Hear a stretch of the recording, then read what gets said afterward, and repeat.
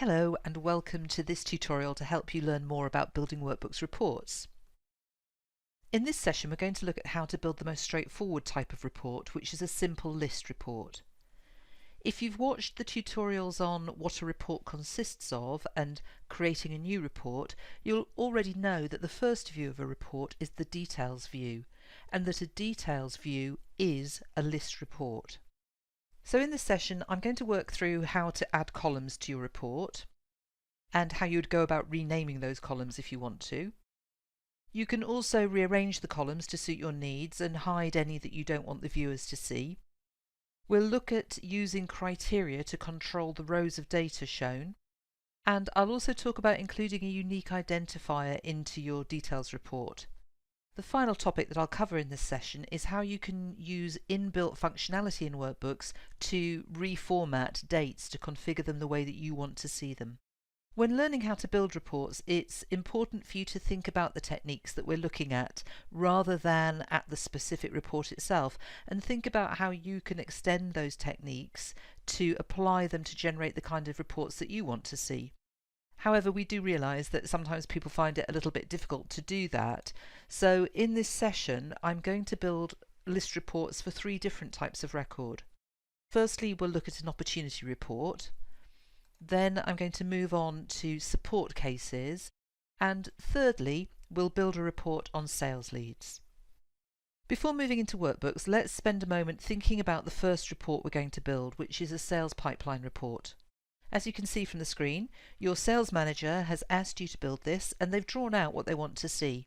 It's really useful to have a picture like this before you start building your report. Even if you're building it for yourself, it helps to draw it out because it allows you to focus on what you need to include in the report. The eagle-eyed among you, those of you who know a little bit about Workbooks reports, will have spotted that what's been drawn on the screen here is not a simple list report. But in order to generate what's required for this report, you do need to start with the details, or the list report.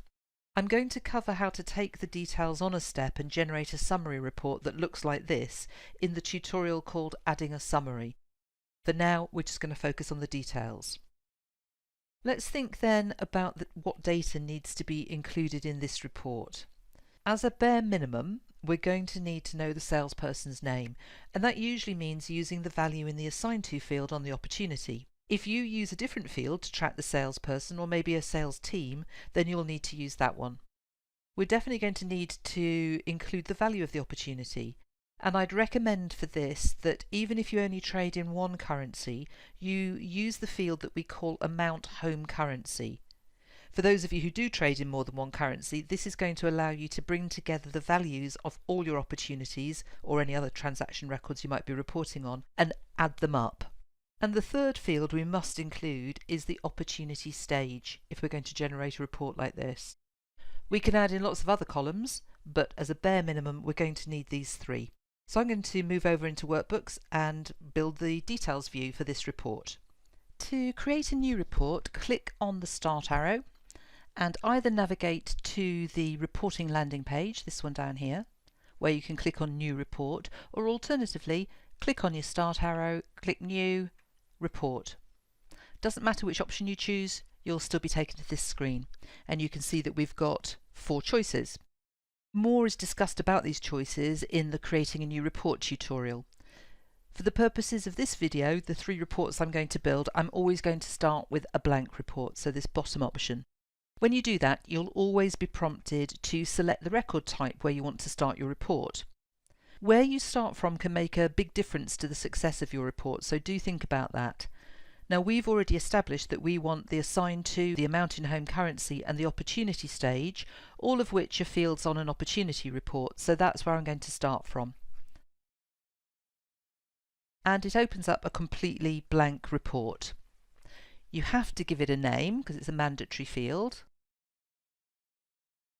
And you should give it a really good description so that people who are using the report can understand what it's conveying to them. I'm not actually going to put one in here, but please do as I say rather than as I do. You can also create a category if you want to. I've got some here, sales for example, but you don't have to put that in if you don't want to. Now when I click on Save, the Details tab will open straight away for me, but again there's nothing in there because I haven't given the report any instructions about what columns I want or anything else. So let's add some. So if I click on Add Column, use the drop down here. What you're looking at here are the field labels of all the fields that exist on opportunity records. There are some other things too, but I'm not going to cover those right now, but things like the address, the amount, assigned to name, that kind of thing. You can use the drop down and scroll down through the list if you want to, but hopefully if you've planned your report you're going to know the field label that you want to use, so you just start typing it. So I know I want the assigned to name. If you notice when you select a column like this, the report assumes that you want the title of your column to be the same as the field label, but it doesn't have to be. You could change this if you want. So I'm going to change that to sales rep. The next thing on the screen is there's a checkbox for display summary. And if I tick it, it opens up this summary option underneath, but it doesn't really make a lot of sense for me to work out the average sales rep name or the minimum sales rep name. So I'm not actually going to do that. I'm just going to click Save and New because I know there are a couple more fields that I want to add to my report. So I will add in the amount. And we talked in the slide deck about the fact that it's best practice to use the amount in home currency. Even if you don't trade in multiple currencies, I would still recommend doing that. So that's what I'm going to select. And this time it would make sense to me to see a grand total of those opportunities. So I'm going to click the checkbox here and choose total. Then I'm going to save and new for another report column. And we said we wanted to know the opportunity stage. And finally, I'm going to add in the opportunity reference column as well, because it's good practice to use a unique identifier in your reports. So I've got 4 columns in there. If I click Load Preview, there they are.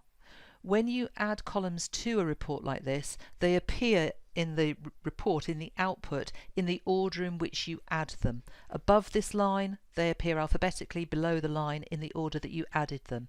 So the last thing I added was the opportunity reference column, and it's over on the far right. You can hide columns in exactly the same way as you can if you are customizing a grid anywhere else in Workbooks. So if, for example, I didn't want this opportunity reference to show here, just hover over the header, columns, and I'll take the tick out of the box. It still forms part of my report, I just can't see it. I'm going to click here. You see underneath the amount column, I asked for a grand total and it just says calculate. The reason it says that is because there are so many rows in my report that rather than just showing me the number, it actually wants me to give it a bit of a kick to show the number. So if I click on that, and there you go, you can see that the total is 11.8 million, just under 12 million. If you look on the right hand side, you can see there are opportunities here that are closed. Let me drag the column over to show you a little bit more clearly. Stage 5 closed 1, closed 1, closed 1. The instructions that we were given were to see just open opportunities on our report. So I'm going to go to the Criteria tab to restrict the output, and I'm going to click on Add Criteria. From here again you get a column that lists, you've seen this list already when we were adding the columns. This is all the fields that exist on opportunity records in our case, because that's where we started the report. Now I could choose stage again and say that the stage is not stage 5 closed 1 or stage 6 closed lost, or whatever those closed stages are. I could do that, but I think there's a better way to do that. Every opportunity stage in your system, whether you're aware of it or not, but under the covers it maps to a field that you don't normally see. It's a field called state, and state can only have one of 2 values. It can either be open or it can be closed. This makes it much easier to use a kind of umbrella term. Instead of saying stage, I can change this to state, and I can just use the operator is open. So I could have 3 or 4 different opportunity stages that map to closed, and it saves me having to type them all out, or 5 or 6 that map to open, and again I don't have to type them out. I just say state is open, save and close, and apply that, and now you can see that that the total has gone down from just under 12 million to 4.4 million because we're now only looking at our open opportunities. Now, I know this report doesn't look like the one we were asked for yet, but this is just the first step in doing that. To see how to add a summary and group the results together in the way that we were asked for, please watch the Adding a Summary tutorial. For now, I'm going to return to the slides to have a look at the next report that we've been asked to create. In this example, we've been asked by the support manager to provide a report looking at all the open support cases and providing a count of how many of each type each customer support analyst has. So we want a vertical column for the number.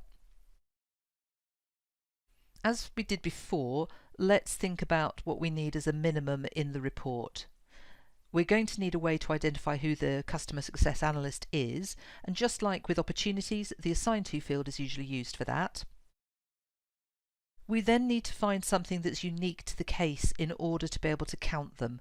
Fields like type, priority, customer name and so on aren't unique, so we're going to use the case reference. And finally, if we want to classify things by type, we're going to need the type field in our report. So back in Workbooks, I'm going to create a new blank report, but this time I'm going to base it on cases. Remember to give it a good description, but I'm not going to do that. I'm going to click on Save. That'll open up the details view for me. We've already decided which columns we want to use, so I'm going to pop those in.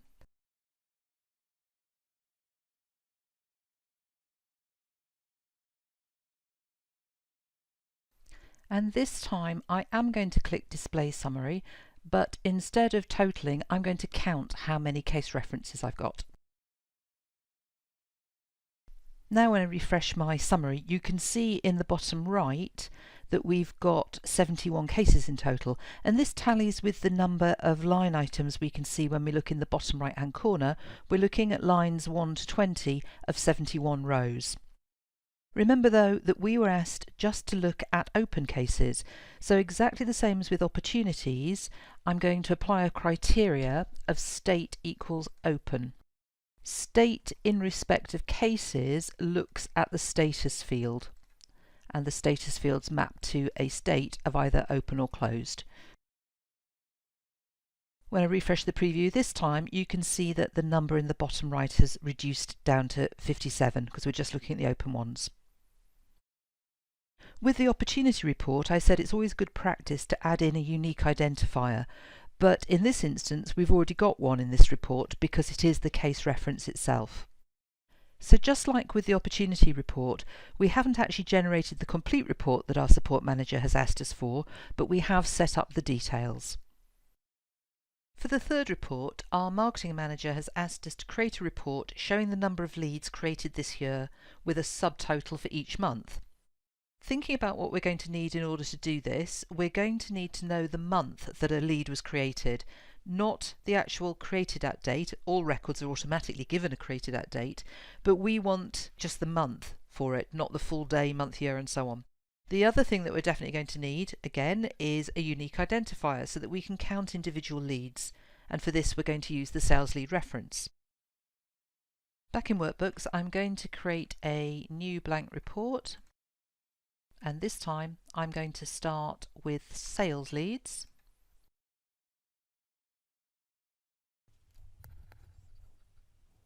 Before I add any columns, I'm going to apply a criterion to focus on leads that were created this year.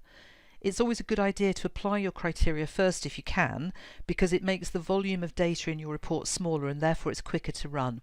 So I'm opening the Criteria tab, I'm going to click Add Criteria, and I'm going to say Created At, and then Workbooks knows that the Created At field is a date field, so the choices that you're given, the operators that you're given reflect that.